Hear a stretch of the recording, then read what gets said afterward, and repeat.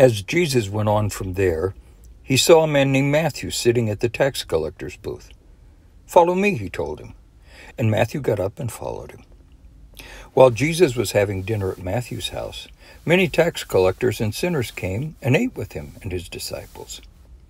When the Pharisees saw this, they asked his disciples, "Why does your teacher eat with tax collectors and sinners?"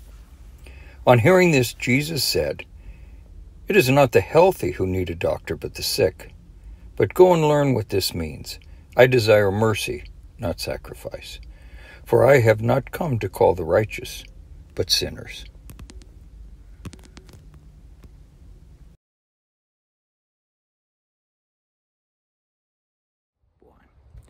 Jesus was around 31 years old, into his second year of ministry, when he ran into Matthew on the beach that day in Capernaum.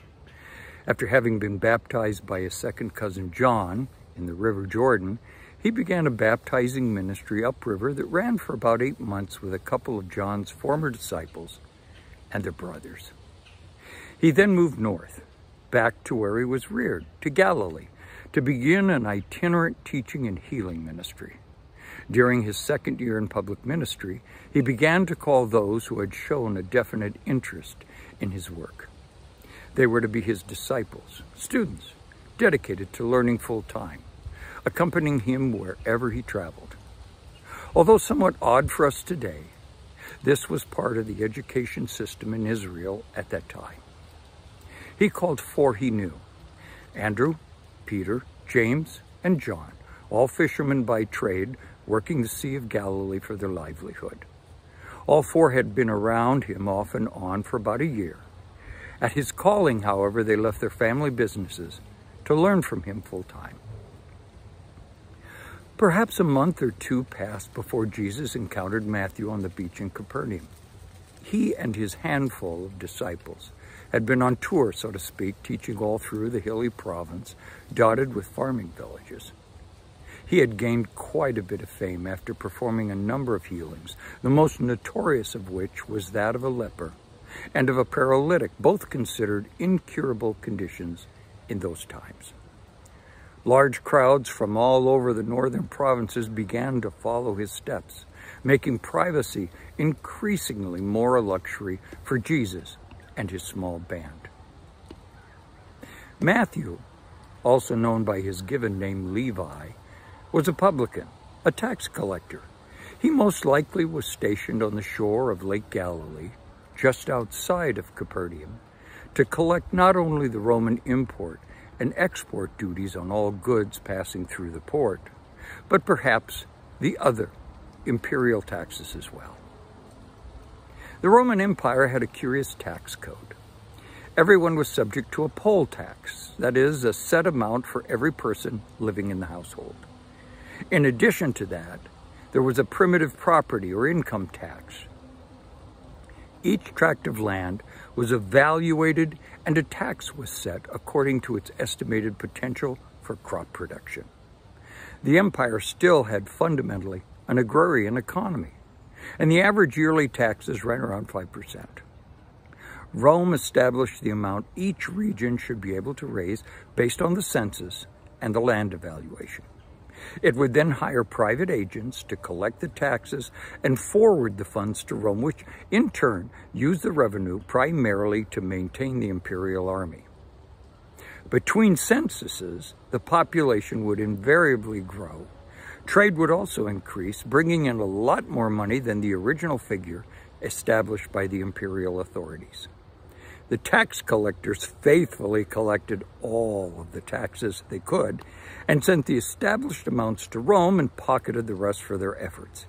It was a very lucrative business, and some tax collectors actually ran agencies with staff, like Zacchaeus in Jericho, who became extremely wealthy. Suffice it to say, Matthew was a man of means. He was also hated. Even though the taxes were much lower than today's taxes, the normal man on the street then, just as now, resented paying taxes. And he particularly didn't like the fact that it went to finance what everybody considered an occupational army. And even though the Jewish provinces enjoyed a relative amount of autonomy, the imperial government did foment the creep of Roman and Greek culture into everyday affairs, which was quite offensive to the conservative rural Jewish populace. And locals participating in such efforts, such as the publicans, were seen as turncoats, traitors, collaborators of what was considered a hideous enterprise. So on one fine day, the itinerant rabbi and the imperial tax agent met on the beach outside of Capernaum, the port city of around 600 inhabitants, situated on a highway that connected with a major east-west imperial trade route just to the north. As Jesus crossed the beach headed into town, as he did on previous occasions, something surprising happened. He stopped in front of the tax collector's booth. Looking Matthew right in the eye, he said, "Follow me." And even more surprising yet was what happened next. The official left everything in the booth, got up, and followed Jesus. Surprising events indeed. First of all, because to date, Jesus had only called a handful of individuals who were already very familiar with his ministry, having been around him for a little over a year. There is no record of previous contact between Jesus and this tax collector. True, Matthew had undoubtedly heard of Jesus' ministry over the past few months and perhaps had even seen him on the shore occasionally. But that was it. And equally remarkable is Matthew's response. A very wealthy businessman, definitely out of touch with the religious circles in town of his day, we see his answer quite definitive. He seemed to have understood well the implications of following Jesus, that had escaped others, and had weighed them well. Many wannabe disciples had approached Jesus only to shrink back upon learning the ramifications. A rich, young, very religious ruler earnestly sought a closer relationship with God, but despaired upon discovering he would have to put his future in Jesus' hands rather than in his stocks and bonds. The potential repercussions in family life caused others to step back into the shadows. Others were even afraid of how their relationship with Jesus would affect their acceptance in their church.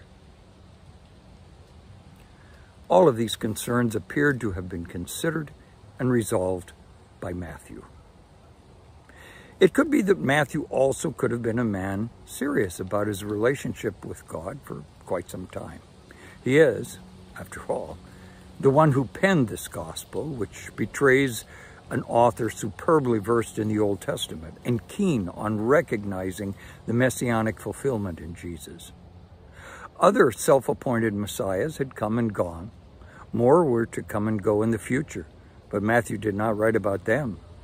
This account of Jesus' life, this gospel that appears first in the line of 4 in the New Testament, is not the product of a snap decision. It comes from the pen of a man having pondered the scriptures in depth. And Matthew would not be the last man of his position to be intrigued by Jesus. Zacchaeus was another publican who had risen to the pinnacle of his career, amassing quite a bit of wealth, only to discover, as King Solomon had a millennium before and Jim Carrey 2 millennia later, fame and fortune does not satisfy. And perhaps it is exactly this secret yearning within the heart of Levi that Jesus saw that day on the beach in Capernaum. He discerned a potential that others, even the religious crowd, had missed. Jesus sees the heart. God sees the heart. Man can only see the outward shell. What others often spurn, Jesus embraces. He sees not what we are, but what we can be in the loving, merciful grasp of an all-powerful God. He comes not to trod down, but to lift up. He sees the potential that even we ourselves may fail to perceive. The Bible scholar Matthew Henry believed it was Jesus who had changed Matthew's name. His parents had called him Levi. It was Jesus who called him Matthew. Matthew, the gift of God. And a gift to God he indeed was to his friends and business associates. Matthew, not content to keep the good fortune of coming to know Jesus to himself, threw a reception for him and invited all of his friends and business associates, many of whom had also been following Jesus' movements. A reception of this magnitude did not pass under the radar of others in the community. The religious leaders took note and took up the issue with Jesus' disciples. "Why is your teacher eating with tax collectors and sinners?" they asked. Bible scholar Matthew Henry speculates that they directed their question to the disciples instead of to Jesus, perhaps with the intention of luring them away from him and joining their band. The Pharisees throughout the New Testament kept their fingers on the pulse of public opinion and consistently, to the best of their ability, manipulated things to go in their favor. The most noteworthy of their efforts being their role in changing the crowd's mood at the crucifixion trial of Jesus a year and a half later. These religious leaders had already discounted the tax collectors as proselyte material, so they redirected their efforts to the handful of disciples. But Jesus was eavesdropping on their conversation. He has a habit of doing that. He not only eavesdrops on conversations around him, he also eavesdrops on the conversations you have in your heart, as he has done with these same Pharisees days early when he healed the paralytic. He does not acquiesce to his friends and acquaintances arriving at erroneous conclusions. He's a good friend. Good friends help their friends. "You've mistaken my mission," he butted in. "I'm like a physician. A doctor doesn't attend to well people, but to sick." Surprise. Yes, Jesus is full of surprises. He showed up and called someone with whom no decent, self-respecting person of his society would associate. He calls people who need help. Did you know he's calling you as well? You may well have a past that has closed doors on you, that has limited opportunities for you in the future. Perhaps people around you, perhaps even yourself, have written yourself off. But Jesus hasn't written you off. Like Matthew, raise your hand and say, "Hey, here I am. I'm in. I want to follow you. Call me." And he will. And maybe you've already come to know him. Are you willing to be a Matthew? That is, a gift of God to those around you? Are there people that you think that would never be interested in hearing the good news of Jesus Christ? Think again. The Pharisees had written off a whole segment of their society that indeed was on a quest to find meaning in life. Unlike the Pharisees, don't you shut the door on them. Be the gift of God in sharing the good news of his love for them. Share with them what you have experienced. Include them in your activities so that they can see the Spirit of God in action through your and others' lives around you this week.